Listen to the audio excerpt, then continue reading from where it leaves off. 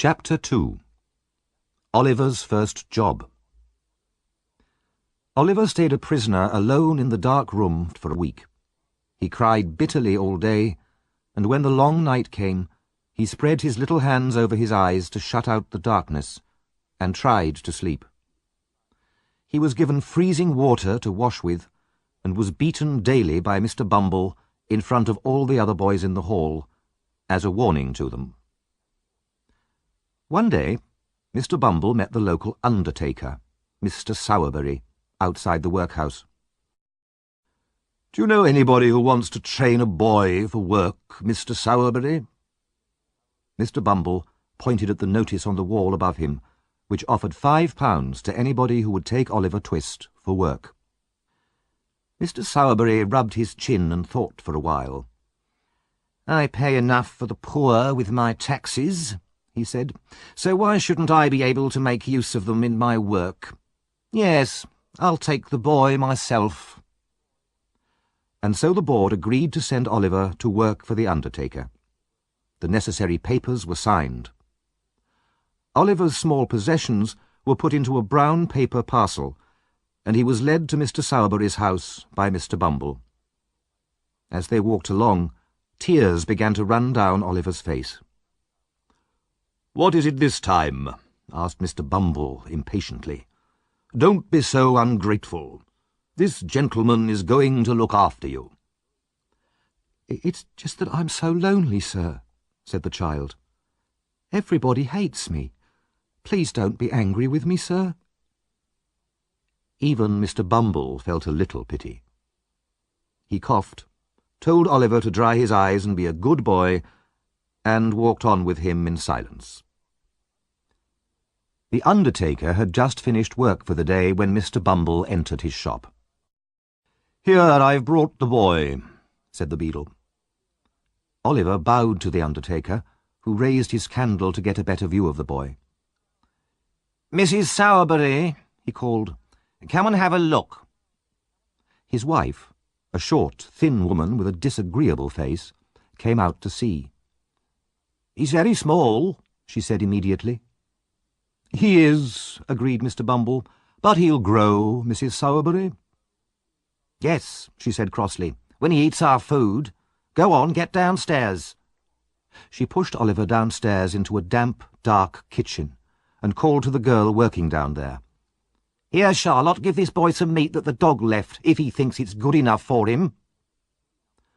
Oliver tore the meat to pieces with his teeth as if he were a wild animal. Mrs. Sowerberry watched him in silent horror, already thinking about her future food bills, then took him upstairs to the shop. "You'll sleep here among the coffins," she said. Oliver stared around the dark, airless shop at the coffins, some finished, some only half made. He trembled at the thought of ghosts. His bed was a small hole in the floor, and looked very like a grave. But it was not only the room that depressed Oliver. He felt very lonely, with no friends and no one to care for him. As he lay on the bed, he found himself wishing that it really was his grave.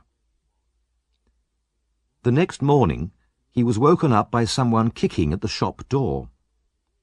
"Open the door, will you?" shouted a voice through the keyhole. "Yes, sir." "I suppose you're the new boy," said the voice through the keyhole. "How old are you?" 10, sir." "Then I'll hit you when I get in," said the voice. Oliver was experienced enough to know that the promise was probably true. He opened the door with a shaking hand, then looked up and down the street. All he could see was a large boy wearing the uniform of one of the charity schools, where the children of the very poor used to go. "Did you want a coffin?" asked Oliver innocently. The charity boy looked at him fiercely. "You'll be needing a coffin soon, workhouse, if you make jokes like that.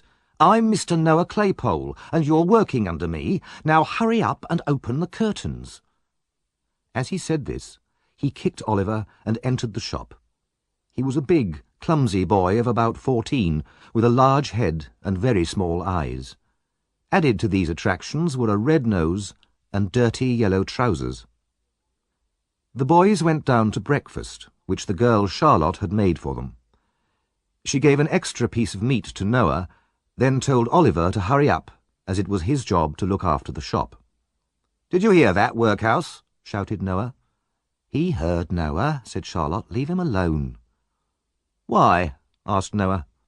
"All his relations have already left him alone. His mother and father aren't going to interfere with him." Charlotte and Noah both started laughing loudly. Oliver sat alone in the corner, eating old bits of bread.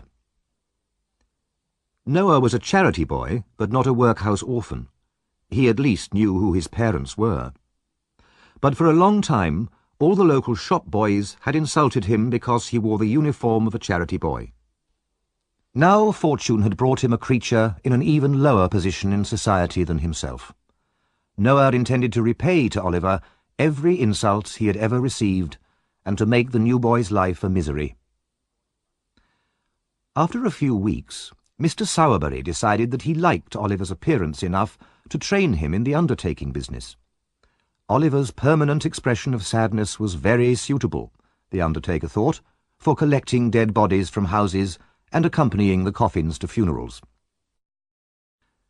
One day, Mr. Bumble came to tell them about a woman who had died in an extremely poor part of the town, and Sowerberry and Oliver went to collect the body. They went down dirty, narrow streets, where the houses on either side were tall and large, but very old. Some of the houses were almost falling down, and had to be supported by huge blocks of wood. The area was so poor that even the dead rats in the street looked as though they had died of hunger. They found the right house, and climbed the dark stairs to a miserable little room. Some children watched them from the shadows as they entered. Something lay beneath a blanket on the floor in one corner. A man and an old woman stood near the body. Oliver was afraid to look at them. With their thin faces and sharp teeth, they looked like the rats he had seen outside. As Sowerberry began to measure the body for a coffin, the man knelt on the floor and cried out, "She starved to death, I tell you. That's why she died." He fell to the floor, and all the children behind him started to cry. Sowerberry and Oliver, their work done, left as fast as they could. They returned the next day with the coffin, and 4 men from the workhouse who were to carry it. The man and the old woman followed the coffin to the church, and waited silently by the grave for the priest to arrive. When at last he came, he hurried through the burial prayers, and as quickly as possible, it was only a job after all, the coffin was put into the ground.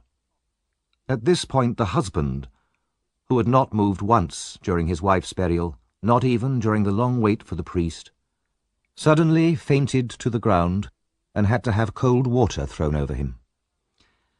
"So, how did you like it, Oliver?" asked Sowerberry later as they walked home. "Not very much, sir," Oliver answered truthfully. "You'll get used to it, my boy." Oliver wondered how long that would take, and remained silent all the way back to the shop, thinking about everything that he had seen and heard.